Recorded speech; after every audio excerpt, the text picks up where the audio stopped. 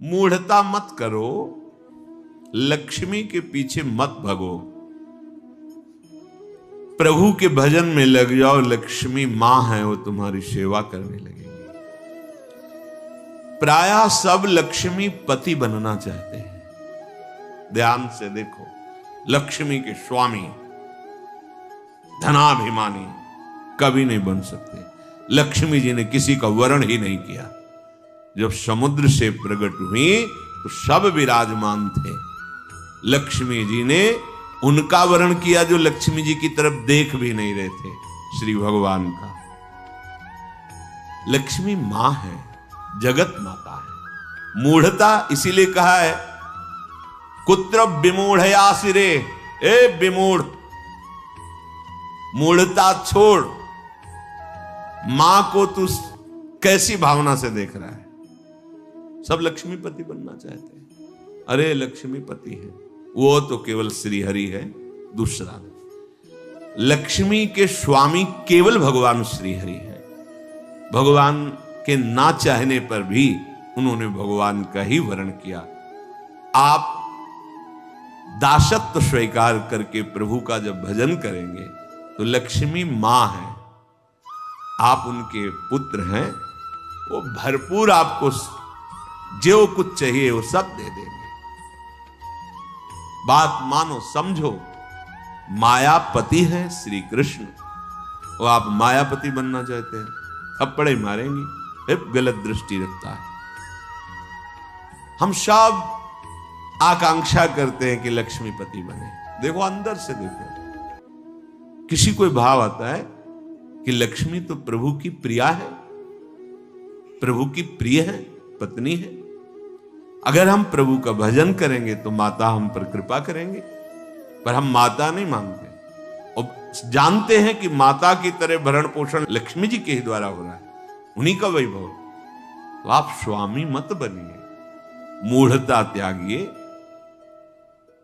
अगर आप लक्ष्मी के पीछे भागते हैं स्वामी बनने के लिए तो दंड ही मिलेगा। वैसे माता जी की पर्सनल सवारी जो है लक्ष्मी जी की, वो जानते हो क्या है? उल्लू। मतलब जो सार था वो मिला नहीं, असार में भटकते रहे।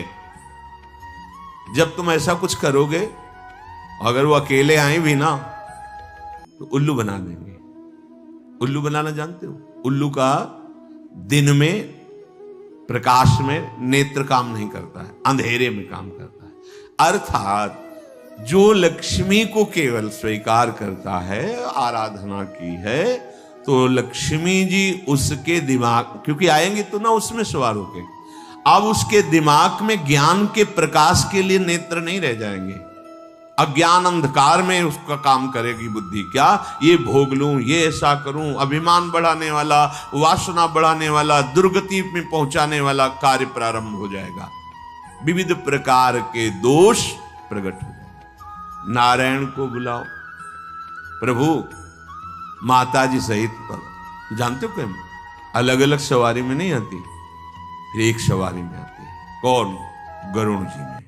गरुण जी में भगवान नारायण और लक्ष्मी। गरुण जी जिनके पंखों से वेद स्तुति हो रही, अर्थात दिव्य ज्ञान विज्ञान संपन्न और समस्त ऐश्वर्य भोग आपके पीछे डोलेंगे। ऐसा नहीं कि भक्त केवल भिखारी ही होता है। देखो अम्बरीश जी महाराज बड़े बड़े ऐसे महाभागवत हुए, दिव्य वैभव संपन्न और भगवान की अपार भक्ति में डूबे हुए।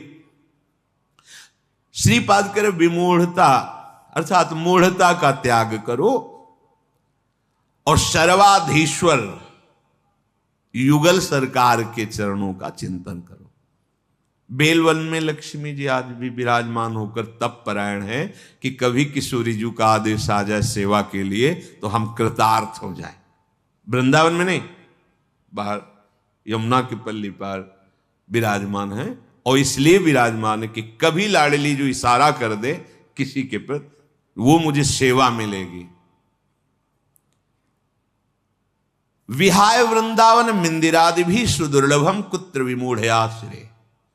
आशा छोड़ो तुम और न किसी से, हमारे लाडली लाल के चरणों का आश्रय लो तो कह रहे हैं परम सुदुर्लभा शास्त्र मिलंति भक्तया, परम दुर्लभ प्रेम भक्ति भी मिलेगी और ऐश्वर्य भी मिलेगा।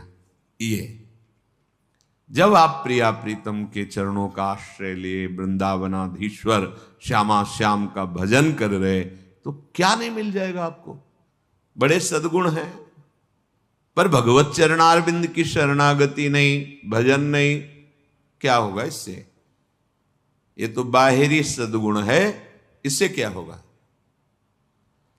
अगर प्रभु के चरणों का आश्रय नहीं तो ये बाहरी सद्गुण भगवत प्राप्ति थोड़ी करा सकते हैं। और मनुष्य जीवन का चरम और परम लाभ भगवत प्राप्ति है। रूप विभवई, बड़े रूपवान हो, देह भाव से अपने रूप को देखकर गर्व करते हो कि मैं बड़ा सुंदर हूं। कितने दिन टिकेगी सुंदरता, दुर्गति ही करवाएगी। क्योंकि देह भाव से सुंदरता का आरोप मैं में कर लेने से भोगों की प्रियता बढ़ती है। भोगों की प्रियता दुर्गति का कारण है, बुद्धि का भ्रष्ट हो जाना है, सत्य वस्तु से पतित हो जाना है। तो किम रूपई, बड़े रूपवान हो, उससे क्या होगा। बार बार दर्पण में अपने रूप को देखकर गर्व करोगे और विषय प्रियता बढ़ेगी। श्रीपाद कह रहे हैं किम दानम, आप बड़े धनी हो, आपको गर्व है कि मैं गरीबों को देता हूं या किसी को भी देता हूं, इसे क्या होगा। तुम्हारा अभिमान पुष्ट होगा, तुम्हें जो पुण्य का है वो और लाभ मिलेगा, 1 की जगह 1 लाख दे देगा। इतने में तुम अभिमान से युक्त हो, और बढ़ जाएगा तो और अभिमान बढ़ेगा, तो होगा क्या, दुर्गति। क्या होगा। सोचो, जिनका कोई अपराध नहीं था, बराबर गौदान करना, स्वर्ण से खूण मढ़वाकर, सींग मढ़वाकर दक्षिणा देना, घर दान करना, दान में ही लगे रहते थे महाराज नृग। चूक हो गई, जो ब्राह्मण दान नहीं लेता था उसकी गाय आ गई गौशाला में, उनको क्या पता, उन्होंने किसी ब्राह्मण को दान कर दिया। जिसने दान लिया वो लेके जा रहा था, जिसकी गाय थी वो कभी दान लेता नहीं था। उसने कहा ये तो गाय मेरी है, बोले नहीं ये तो मेरी है क्योंकि अभी महाराज नृग ने दिया है, चलो महाराज के पास। वहां गए, उसने कहा महाराज आपने गाय हमें दी, हां दी। उसने कहा महाराज फिर ये गाय मेरी है, ये आपकी नहीं है, आप हमारी गाय वापस करें। तो उनका तुम्हें 1 करोड़ गाय देंगे। जो गाय का असली मालिक था उसे कहा इसको छोड़ दो तुम, क्योंकि अब हमने दान दे दिया। उसने कहा मैंने कभी दान ही नहीं लिया तो क्यों स्वीकार करूं, मुझे अपनी गाय चाहिए। जिसने दान लिया था उसने कहा बस मुझे तो यही गाय है, अगर ये नहीं दोगे तो। इतनी बात का ये दंड मिला कि द्वारिका के कुएं में वो गिरगिट बनकर पड़े थे। पर कृपा ये हुई कि अपराध था नहीं पूर्ण रूप से। वो राजा है, वो क्या गौ सेवक थोड़ी कि गौशाला में पहचानते हो कौन मेरी गाय कौन तेरी गाय। आ गई, दान कर दिया। तो फिर भगवान अपनी तरफ से हेतु की कृपा करके उनका कल्याण किया, पर बने गिरगिटी। विचार करके देखो, इतना बड़ा दान अगर भगवान हेतु की कृपा न करते तो क्या बने हुए पड़े थे। तो किम दानम, अहंकार करके कि मैंने इतना रुपया दान किया, इतनी वस्तु दी, वो आपको मुक्त नहीं कर सकता। और वही वस्तु हे प्रभु आपके द्वारा दी हुई वस्तु दैन्य भाव से आपको समर्पित करते हैं, हो गया। ये भगवत प्राप्ति का कारण बन जाएगा। किसी को भी जब कोई कभी सेवा करे, दान भावना ना रखे, मेरी वस्तु नहीं है भी नहीं, वास्तविक मेरे प्रभु ने दी है। प्रभु की दी हुई वस्तु से प्रभु स्वरूप सामने आए हुए को जो हम सेवा कर रहे हैं, रिझा रहे हैं, उसका फल हो मेरे गोविंद मेरे पर प्रसन्न हो। त्वदीयं वस्तु गोविंदम तुभ्यमेव समर्पये। हे प्रभु, आपकी दी हुई वस्तु आपको, ये दान नहीं, ये भगवत प्राप्ति का हेतु है, ये सेवा है। किम दानम, बहुत दानाभिमान है, दान करते हो, एक की जगह लाख दे देगा मेरा मालिक, महालक्ष्मीपति है, महाऐश्वर्यवान है, महान विभूतियां उनके चरणों की आराधना करती रहती हैं। श्रीपाद कह रहे हैं यज्ञ आदि भी, बड़ी बड़ी यज्ञ करते हो, पर भगवान की शरण में हो करके उनकी भक्ति का भाव नहीं, तो क्या होगा यज्ञ से? देखो यहाँ के ब्राह्मण मथुरा के यज्ञ कर रहे थे, भगवान ने अपने सखाओं से कहा जाओ तुम्हें भूख लगी है तो उनसे मांग लो, जाकर कह दो श्री कृष्ण बलराम आज इधर गौवें चराते हुए आए हैं, हमें थोड़ा सा भोजन दे दो। गए, साष्टांग प्रणाम किया और कहा हे विप्रो, भगवान श्री कृष्ण बलराम जी पधारे हैं सखाओं के साथ, उनको भूख लगी, थोड़ा सा भात दे दो, अन्न दे दो। उन्होंने अनसुनी कर दी। वो गए, बोले प्रभु देने की तो बात जाने दो, बोले ही नहीं, देखे ही नहीं। बोले तो उनकी पत्नियों के पास जाओ। होगा प्रभु जब पति ऐसे निष्ठुर है तो पत्नियां कैसे दे सकती? बोले नहीं, वो मेरी बड़ी भक्ता है, क्योंकि मेरी चर्चा सुनती रहती है। वृंदावन की मालिनी पुष्प लेकर दूना में और घर में देती थी मथुरा में जाके, और रोज चर्चा, आज लालजू महाराज ऐसी पोशाक पहने, आज ऐसी लीला की, आज बकासुर मारा, असुर, ऐसी वो लीला सुन सुनकर आसक्त चित्त हो गई थी। कब ऐसा सौभाग्य होगा कि प्रभु मुझे दर्शन, जे भी सुना प्रभु भूखे हैं, सुंदर भोग बनाकर ठाकुर जी के लिए चल पड़ी, रोकने पर भी ना रुकी। तो एक महान यज्ञ करने वाले भगवान की अवहेलना कर रहे, स्वयं यज्ञ भोक्ता भगवान उनसे भोग मांग रहे कि ले आओ, भूख लगी है, और वो यज्ञ क्या इन ग्वालों को देना, ये बात उनके मन। तो यज्ञ का फल क्या हुआ? यज्ञ का फल है प्रभु को तुष्ट कर लेना, प्रभु को प्रसन्न कर लेना। क्या मिला यज्ञ आदि भी? अगर भगवान की शरणागति नहीं, भगवान की भक्ति नहीं, तो यज्ञ से क्या होगा? श्रीपाद कह रहे किम विख्याति सतैह, तुम्हारा शास्त्रों लोग, सैकड़ों लोग, लाखों लोग यश गान करते हैं, बड़े प्रतापी हो, बड़ी महिमा है, बड़े पदवान हो। कितने दिन टिकेगा ये पद? कितने दिन तुम्हारा शरीर टिकेगा? परिवर्तनशील संसार है, छूटेगा पद, शरीर भी छूटेगा, और लोगों की बुद्धि भी परिवर्तित हो जाएगी।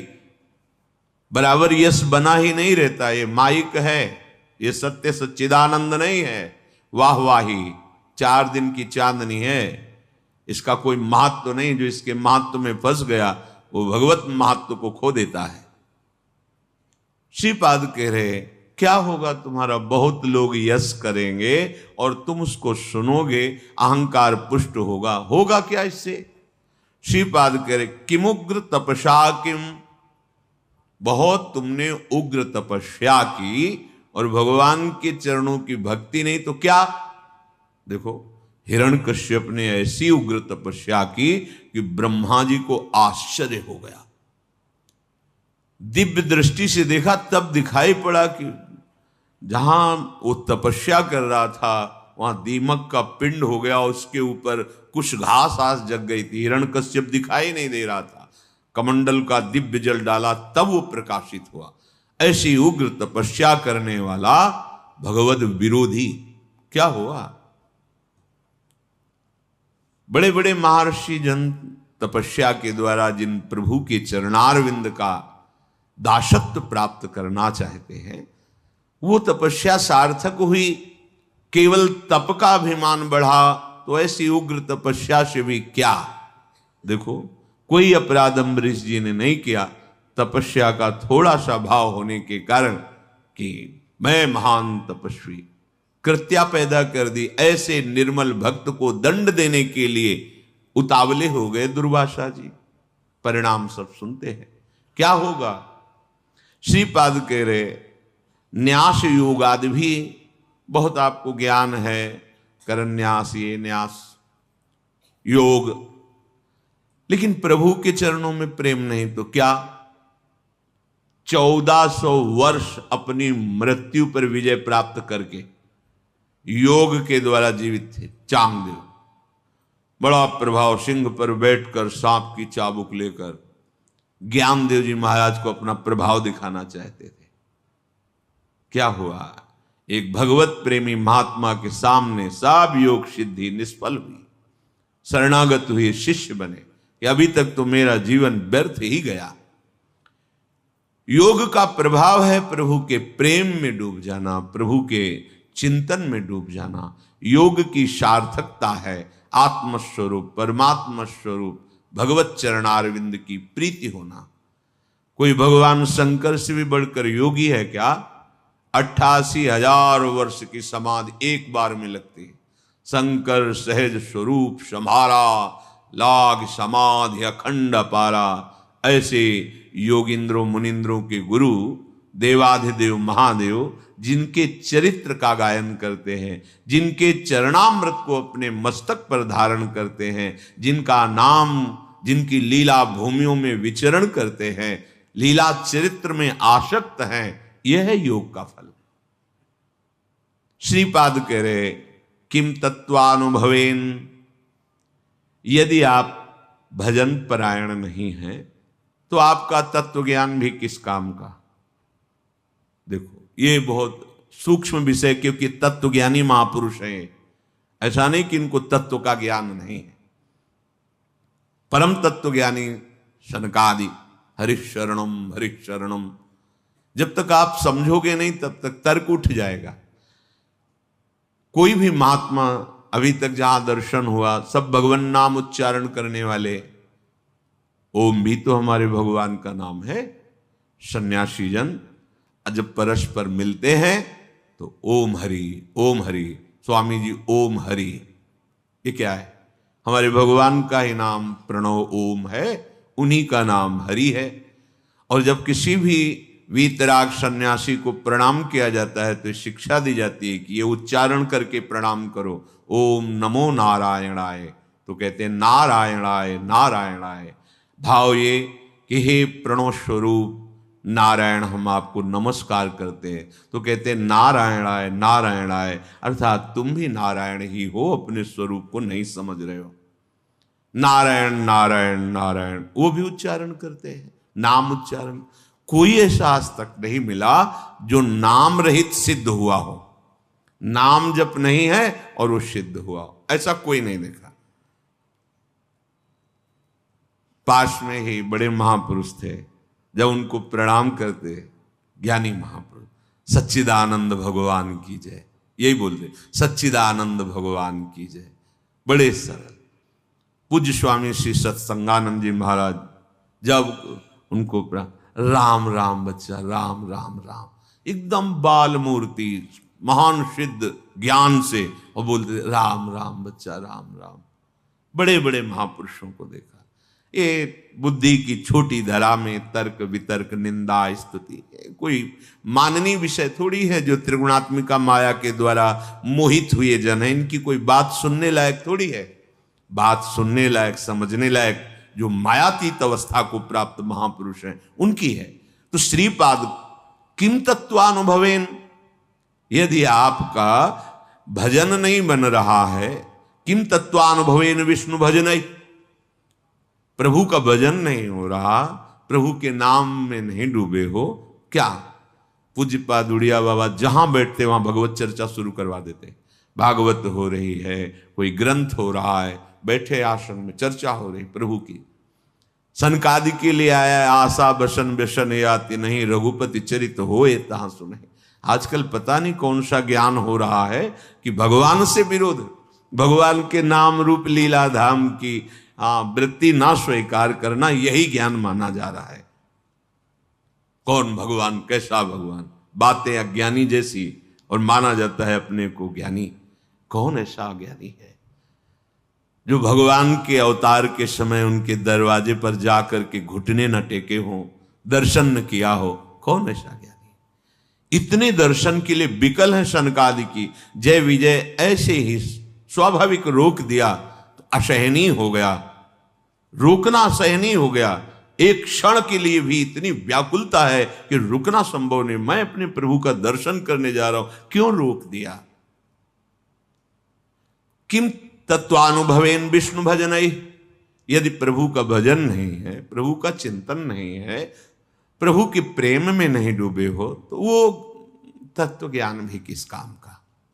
देखो, तत्व ज्ञान नानात्व को मिटाता है, पर जिस सत्य को जाना उसका चिंतन आवश्यक। आत्मज्ञान होना कठिन है, पर आत्मज्ञान हो सकता है, पर आत्मरति होना, पूज्यपाद सिउड़िया बाबा जी महाराज के वचन, आत्मरति होना, आत्मावान आत्मरति आत्म क्रीड़ा परायण, वो आत्मा में ही तृप्त रहता। ये रति निरंतर अपने स्वरूप का चिंतन। हमारे प्रभु हैं, आत्मा है, हमारी आत्मा हरिवंश। किम तस्य वात्यद्भुते, तुमने बहुत वाणी में प्रवीणता प्राप्त कर ली, उसे क्या होगा? बहुत अद्भुत प्रभाव है आपका, उसे होगा क्या? अगर चित्त प्रभु के प्रेम में नहीं डूबा तो सब क्या है? वाग विलास मात्र है। बड़े आश्चर्य हमें लगा जब भगवान श्री सुखदेव जी पूरी भागवत सुनाने के बाद एक शब्द कहा कि परीक्षित, ये सब वाणी का विलास मात्र है। एक बार एकदम सावधान की, ये शब्द कहां से निकला? परमहंस जी के हृदय में ये शब्द क्यों निकला? क्योंकि इसमें तो सब चरित्र है, उनका चरित्र, उनका चरित्र, उनका उनका उनका ऐसे विविध चरित्रों का। बोले वाणी को पावन करने के लिए क्यों? एक ही है, विविध नहीं है। भाव था कि एक ही है। परीक्षित, बेटा तुम्हें कोई भय है? सुखदेव जी पूछ रहे। बोले नहीं गुरुदेव। ब्रह्म स्वरूप बेटा परीक्षित, तुम्हें कोई भय है? बोले नहीं गुरुदेव। एक तक्षक क्या करोड़ों रूप मृत्यु का साक्षात कराल रूप धारण करके आ जाए तो अब आपकी कृपा से मुझे कोई भय नहीं रह गया मृत्यु का। ये अगर तत्व ज्ञान हुआ और भजन नहीं, देखो कैसा प्रेम है श्री शुकाचार्य जी को भगवान श्री कृष्ण की लीला से, रूप से, उनके नाम से। यो वृंदावन ईश मोहन रसे प्यास